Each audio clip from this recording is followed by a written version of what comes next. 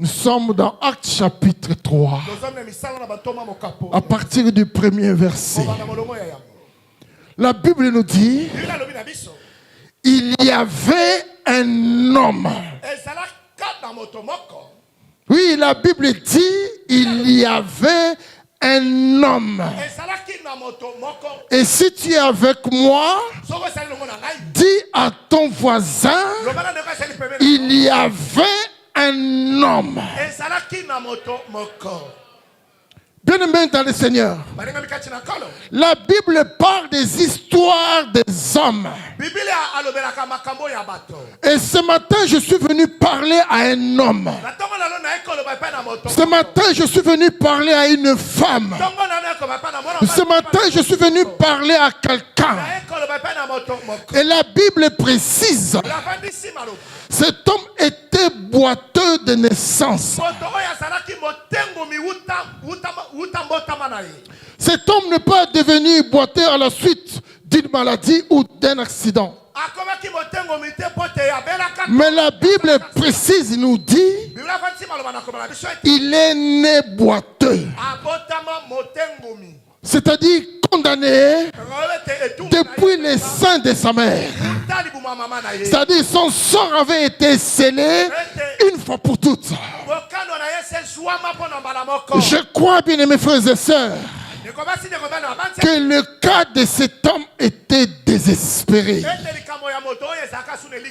J'imagine les questions que ses parents se posaient.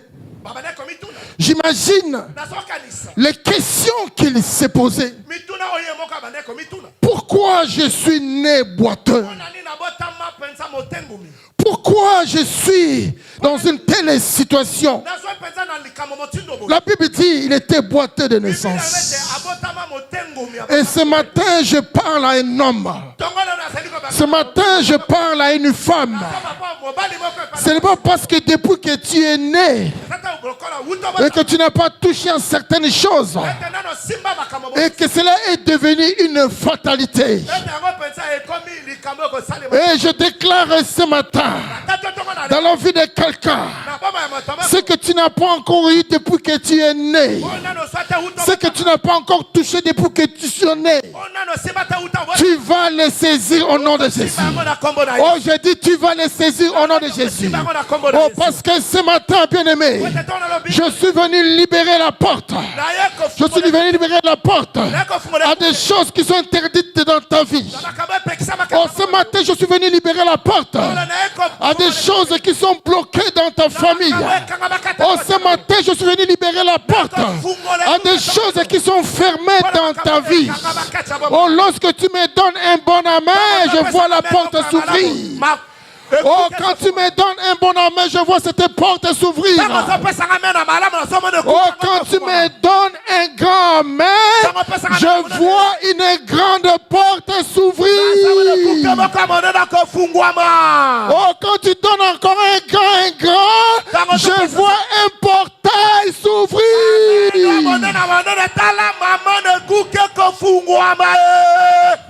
Bien-aimé dans le Seigneur, écoutez-moi très bien. Qui t'a dit que depuis que tu es né, ta vie va rester comme ça? Qui t'a dit que tu vas rester comme ça toute ta vie? Bien-aimé, écoutez-moi très bien. Même depuis que tu es né, si tu n'as pas évolué, même depuis que tu es né, si tu n'as pas fait ceci ou cela, ou même dans ta famille, ton père ou ta mère n'a jamais fait ceci ou cela, mais je déclare, bien-aimé, ce matin, toi, tu dois ouvrir des portes. Tu dois ouvrir des portes à des choses qui sont interdites dans ta famille. Parce que toi, tu es d'une autre génération. Même des choses là que le diable des choses que le diable a fermées dans ta vie. Dieu va ouvrir ces choses à travers de toi. Et il va les ouvrir à faveur de toi. Oh, je vois dans mon esprit ce matin. Je vois des grandes choses s'ouvrir dans ta vie. Je vois les mariages s'ouvrir dans ta vie. Je vois les travaux s'ouvrir dans ta vie. Je vois la guérison s'ouvrir dans ta vie. Je vois la délivrance s'ouvrir dans ta vie. Oh, pour dire, bien-aimé, que là où les autres ont échoué, toi, tu vas réussir. Là où ton père a échoué, toi, tu vas réussir. Là où ta mère a échoué, toi, tu vas réussir. Cet homme était boiteux de naissance. Donc il avait toutes les raisons de ne plus croire que dans sa vie, qu'il pouvait marcher un jour. Donc cet homme bien-aimé, il n'y avait plus rien à espérer. Vous savez, des fois, nous, des prédicateurs, quand nous sommes du haut de la chair, quand la parole de Dieu est prêchée, peut-être vous dites, non, c'est seulement pour nous consoler. On nous dit ceci ou cela, mais en réalité, nous voyons rien. Mais je suis là pour te dire, crois à la puissance de Dieu, crois au miracle, crois à la délivrance, crois à la bénédiction d'Abraham. Crois que Dieu est capable d'intervenir miraculeusement dans ta vie. Dieu est capable. Dieu veut faire quelque chose dans ta vie. Et celui qui dit qu'il te fait croire que c'est fini dans ta vie, il n'y a aucune issue, il n'y a plus rien à espérer, cette personne s'est trompée. La personne bien-aimée qui t'a dit c'est fini dans ta vie, il n'y a plus rien, cette personne s'est trompée. Dieu n'a pas fini avec toi. Quand il commence quelque chose, il va jusqu'au bout. Et ce matin, j'ouvre la porte des choses interdites dans ta vie. Ceux qui pensent à ton échec, ils attendront longtemps. Oh, ce matin, laisse-moi dire à quelqu'un, cet homme était boité de naissance, a pu marcher un jour. C'est que les choses qui ne marchent pas dans ta vie marcheront. Si ce boîtier a marché un jour, c'est que les choses là qui ne marchent pas dans ta vie marcheront un jour. Pendant que je suis en train de prêcher, je vois la guérison entrer dans ta vie. Je vois la maladie disparaître. Je vois les chaînes et les tombent au nom de Jésus. Je vois même ces chômages en train de disparaître dans ta vie. Oh, ce matin, je suis là, bien-aimé, pour libérer les paroles prophétiques dans la vie d'une personne. Si le boiteux de naissance a marché, c'est que des choses depuis ta naissance n'ont jamais marché, vont commencer à marcher maintenant. Oh, j'ai dit bien, elles vont commencer à marcher maintenant. J'ai dit bien, Pasteur Philippe, elles vont commencer à marcher maintenant. Elles vont commencer à marcher maintenant. Depuis que tu es né, tout ce qui n'a jamais marché dans ta vie, elles vont commencer à marcher maintenant. Au nom de Jésus. Oh, je crois qu'il est temps que Dieu veut nous donner des témoignages. Que le Dieu que nous prions, il n'est pas un homme pour mentir. Et c'est Dieu fait sur sa parole et pour l'accomplir. Et Dieu veut inaugurer ce temps-là. Oh, je déclare des choses qui ne marchent pas dans ta vie vont commencer à marcher au nom de Jésus. Si c'est à toi que je m'adresse, Tu dis, je reçois cette parole. Oui. Ce matin, bien-aimé, dans ta vie, il n'y a plus de limites. Oh, tu ne finiras pas comme ça. Non, non, non, non, non, non, ton histoire ne finira pas comme ça. Oh, non, non, non, non, le tableau de ta vie ne finira pas comme ça. Donne-moi un bon amen. Donne-moi un bon amen. Donne-moi un bon amen. Parce que je vais libérer la parole de Dieu. Donne-moi un bon amen. Donne-moi un bon amen. Je déclare ce matin, tu es béni à vie. Non, non, non, non, non, non, non. Je dis, tu es béni à vie. Je veux déclarer la parole. Tu es béni à vie. Tu es béni à vie. Tu es béni dans la longueur. Tu es béni dans la largeur. Tu es béni dans la hauteur. Et tu es béni aussi dans la profondeur. Amen. Amen. Est-ce que je bénis quelqu'un ce matin? Est-ce que je bénis quelqu'un ce matin? Oh, tu es condamné à la réussite. Oh, tu es condamné au succès. Et ce que tu désires ardemment dans ta vie, et ce que tu n'as jamais expérimenté dans ta vie, tu vas commencer à vivre ces choses. Oh, les choses qui ne marchent pas dans ta vie, elles vont commencer à marcher. Gloire au Seigneur. Que le Seigneur soit béni. Que le Seigneur soit béni. Koma shatababai. Ikobo shatababai. Alléluia. Koma shandara baba. Alléluia. Yatababa. Condamné pour réussir. Condamné pour réussir. Condamné pour réussir. Condamné pour réussir. Condamné pour le succès. Condamné pour la paix.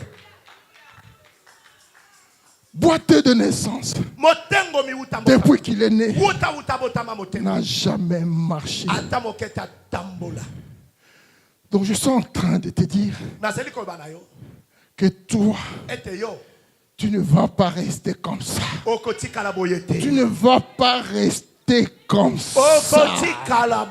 C'est-à-dire, même si aujourd'hui, le pasteur Serge te rate, même si le pasteur Richard, le pasteur Philippe te rate, même si les prophètes te ratent, même si les bishops ou l'archbishop te ratent, mais Dieu ne te ratera pas. Oh, je dis bien, Dieu ne te ratera pas. Dis à ton voisin, dis à ton voisin, Dieu ne te ratera pas. Il ne te ratera pas. Dieu n'a pas raté cet homme. Dieu n'a pas raté cet homme. Dieu a envoyé son serviteur Philippe. Pierre, pardon. C'était Pierre. Pour la guérison de cet homme. J'aimerais te dire, bien-aimé, ce matin, ton miracle ne dépend pas d'un homme, mais ton miracle dépend de Dieu. Oh, ton mariage ne dépend pas d'un homme, mais ton mariage dépend de Dieu. Que ce soit ta guérison ou ta délivrance ne dépend pas d'un homme, mais ça dépend de Dieu. Ta bénédiction dépend de Dieu. Dieu ne peut jamais te rater. Oh, Dieu ne peut jamais te rater. Dieu ne peut jamais te rater.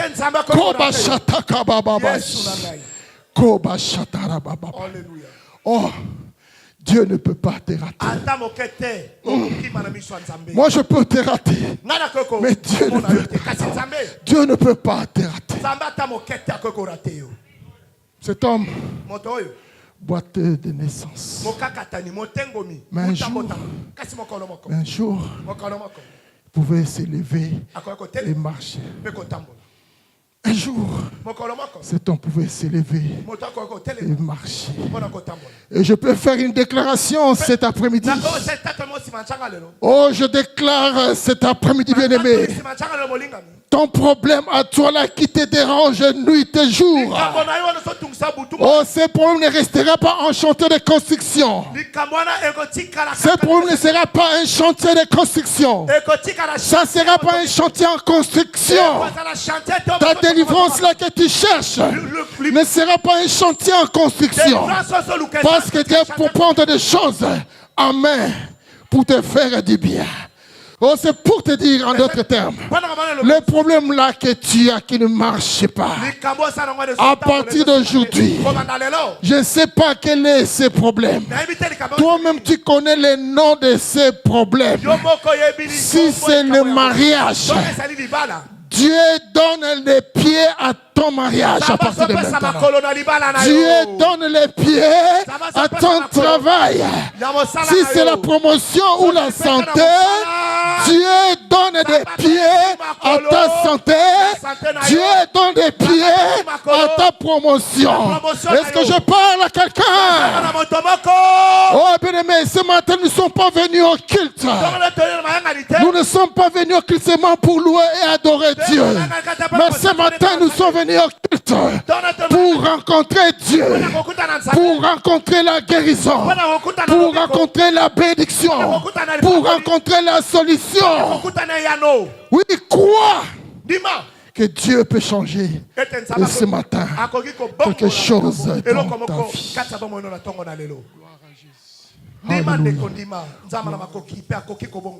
Gloire à Jésus.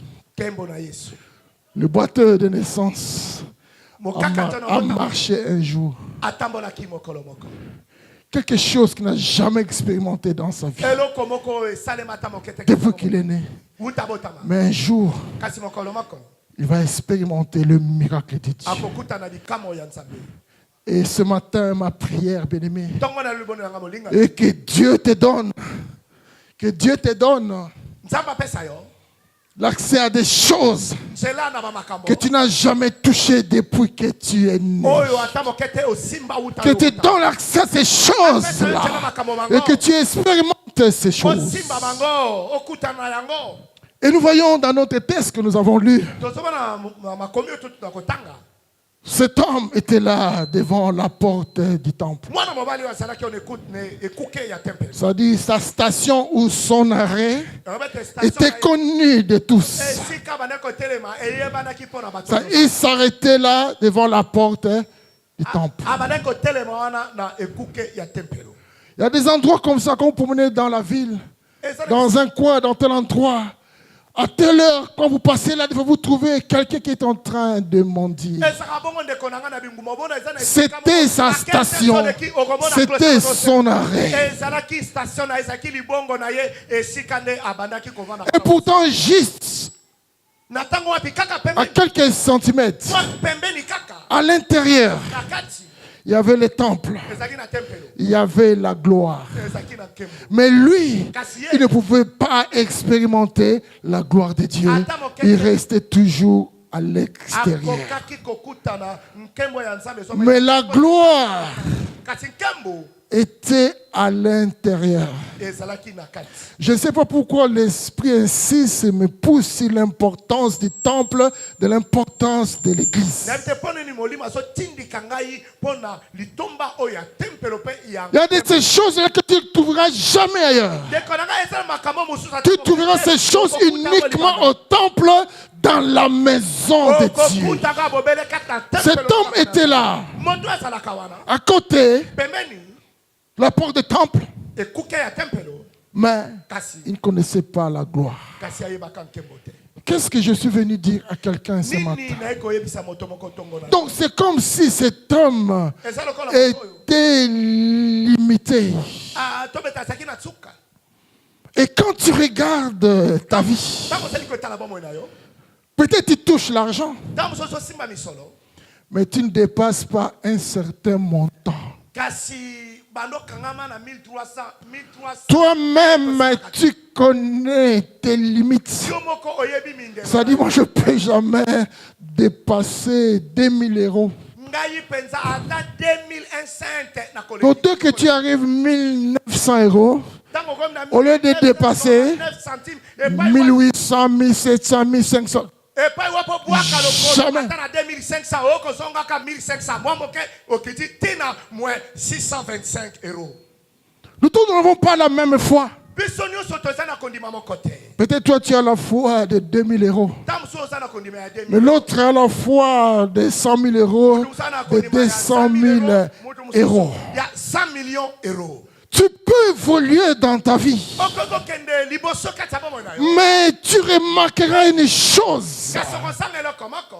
Quand les choses commencent à aller bien, mais tu es incapable de passer un certain niveau. Parce qu'il y a des limites. Et vous savez, bien aimé, dans la vie chrétienne, il y a des personnes qui n'ont que des petites guérisons. Ils n'ont que des petites bénédictions. Ils n'ont que des petites délivrances. Mais laisse-moi te dire, bien-aimé, à partir d'aujourd'hui, cette frontière est brisée au nom de Jésus. Tu vas dépasser cette limite. Tu vas dépasser cette frontière. Oh, tu franchiras l'infranchissable. J'ai dit, tu franchiras l'infranchissable. Oh, tu vas atteindre les dimensions que personne dans ta famille n'a jamais atteint. Si cette parole te concerne, dis-moi, je la reçois.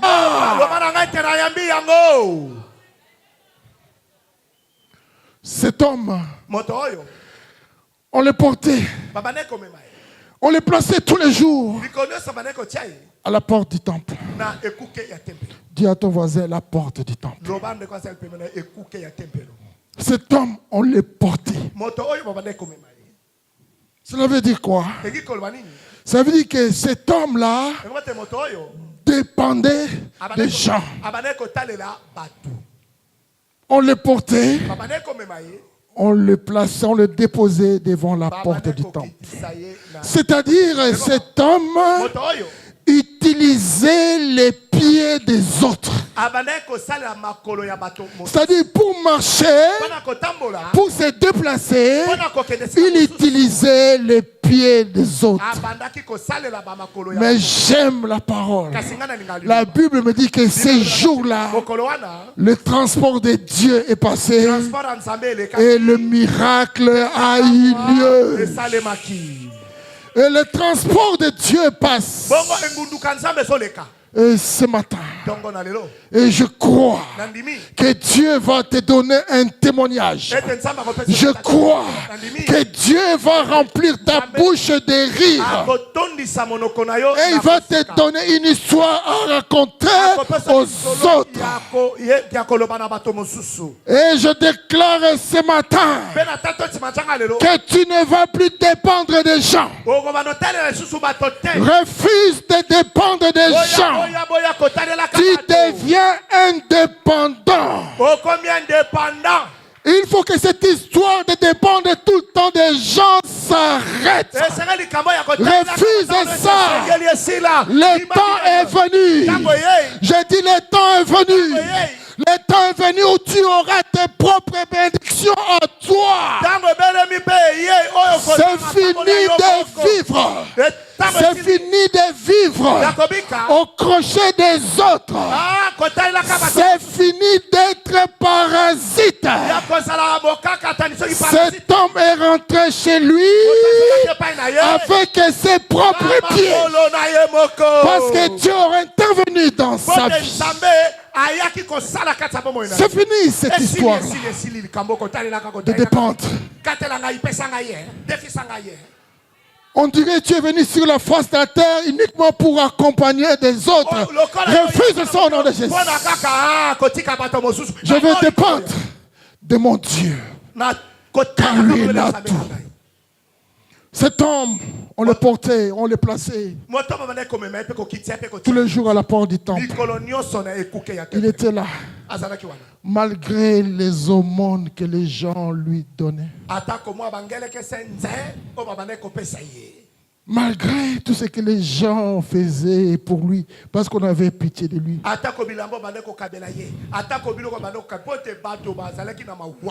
Mais cet homme ne voyait pas la gloire de Dieu.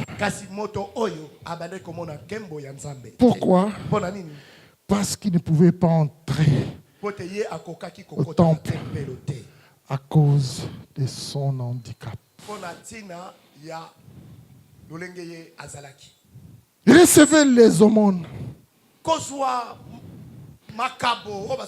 Mais il ne voyait pas la gloire. Non, je veux dire ça autrement maintenant pour me faire comprendre. Je suis en train de dire à une personne, ce qu'il te faut maintenant, c'est la gloire. Est-ce que quelqu'un a compris? Alors si tu as compris, dis à ton voisin, ce qu'il te faut maintenant,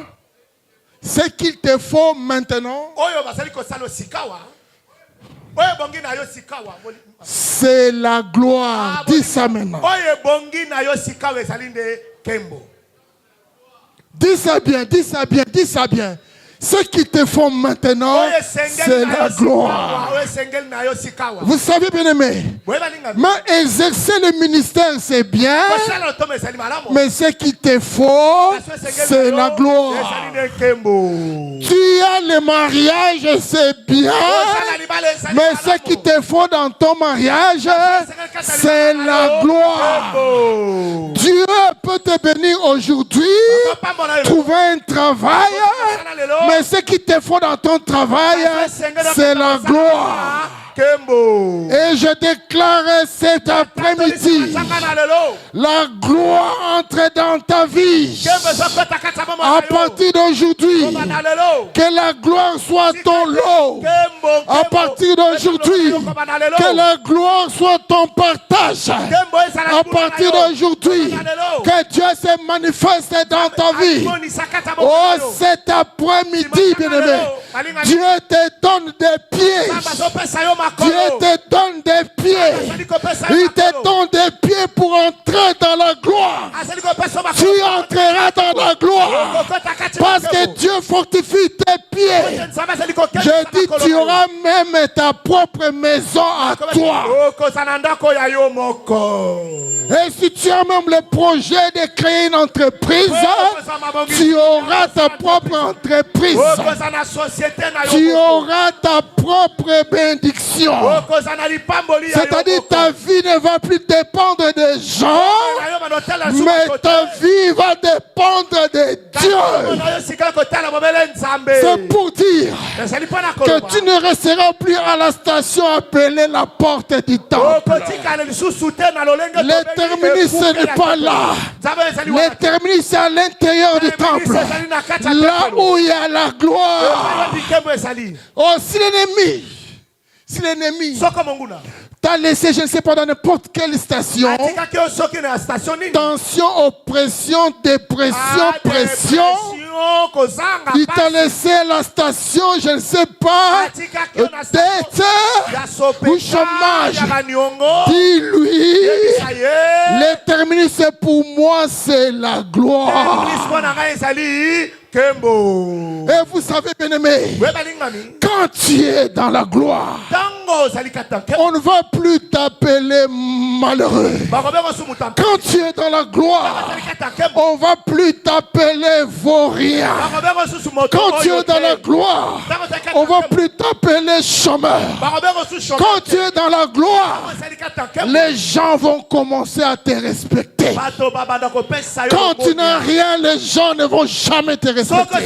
Mais quand tu es quelque chose, tu es dans la gloire et les gens commencent à te respecter. Est-ce que je parle à quelqu'un?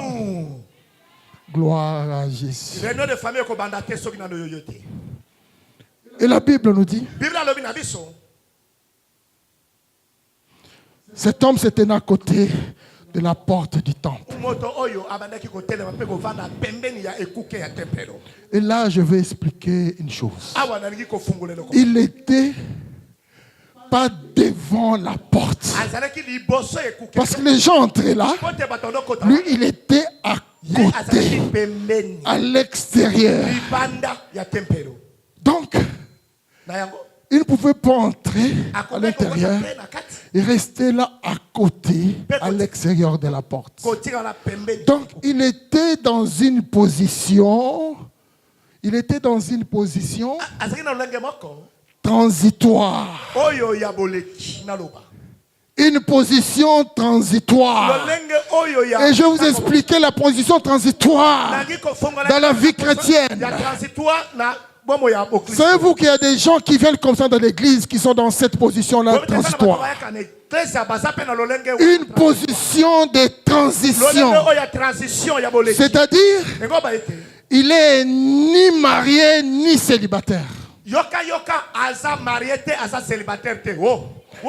Il est ni délivré ni possédé.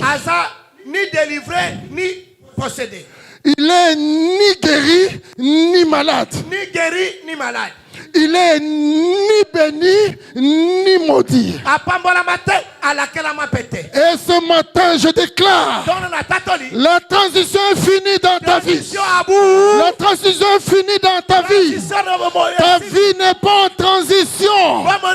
Ta délivrance n'est pas en transition. Ta bénédiction n'est pas en transition. Terminé. Refuse cette position-là de la transition. Jésus n'est pas mort envers la croix, bien-aimé. Jésus n'est pas mort à la croix, bien-aimé, pour que tu sois demi-béni, pour que tu sois demi-guéri ou demi-délivré. Non.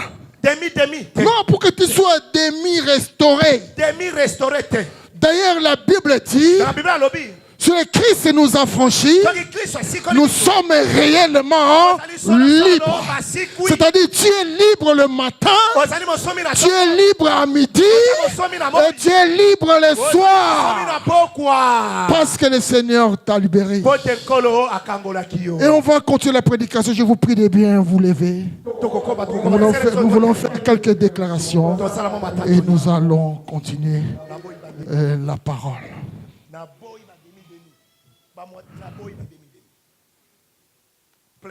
Gloire à Jésus. Vous allez déclarer cette parole après moi. Ma vie n'est pas en transition. Non, dis ça avec conviction. Ma vie n'est pas en transition. Ma vie est entre les mains de Dieu. À partir d'aujourd'hui. À partir d'aujourd'hui, j'entre dans la gloire. À partir d'aujourd'hui, je change de position. Et j'entre dans la gloire. Mon ennemi ne me trouvera plus là où il m'avait laissé. Il ne me trouvera plus à la porte du temple. Il ne me trouvera plus à la station appelée maladie. Je ne sais pas lien. Échec et ajoutez tout ce que vous voulez. À partir d'aujourd'hui, j'entre dans la gloire. Ma vie entre dans la gloire. Mes finances entrent dans la gloire. Mon couple entre dans la gloire. Mes enfants entrent dans la gloire. Mes finances entrent dans la gloire. Mon mariage entre dans la gloire. Mon église entre dans la gloire. Mon ministère entre dans la gloire. Ma destinée entre dans la gloire. Ma vie a des pieds. Et Dieu me donne les transports. Je descendrai à la station appelée gloire. Oui, bien-aimé. Ta vie dépend de Jésus. Veuillez vous asseoir au nom de Jésus. Gloire à Jésus. Gloire à Jésus. On va continuer, on va passer à autre chose, mais je vais continuer ma prédication pour terminer. Pour ceux qui n'étaient pas là hier, Dieu a parlé à son peuple. Je vous prêche des choses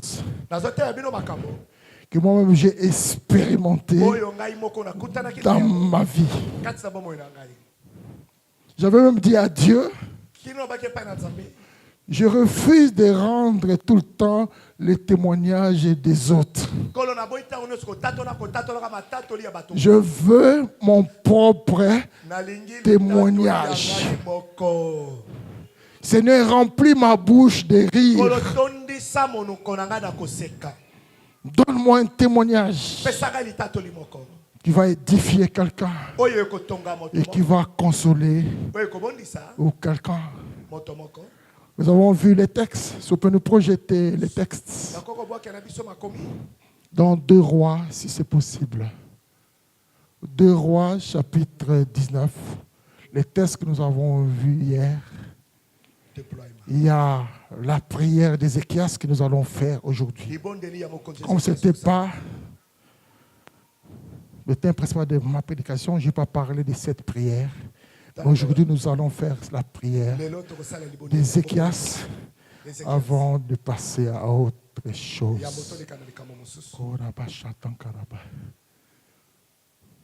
19, à partir du verset 14 jusqu'au verset 19.